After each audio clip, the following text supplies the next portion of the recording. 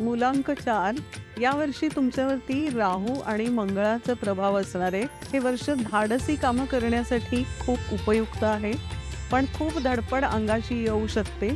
एखादं मोठं यश समोर दिसत असेल तरी ते हातातून निसटू शकतं.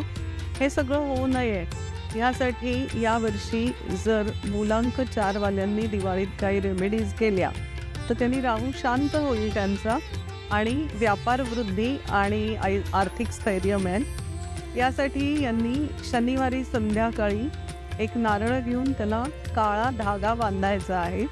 त्याच्यावरती थोडे काळे तीळ आणि काळे उडीद ठेवून हा नारळ जलप्रवाहित करायचा आहे. हा नारळ जलप्रवाहित करताना शक्यतो तुमचं तोंड दक्षिण दिशेला येईल असं बघा. याने तुमचा राहू शांत होऊन तुमच्या व्यवसायातल्या अडथळे आणि कटकटी दूर होतील. मुलांक 4 वाल्यांनी घरामध्ये साऊथ वेस्टला एक तिळाच्या तेलाचा दिवा लावला तर तो देखील त्यांना फायदेशीर ठरू शकतो.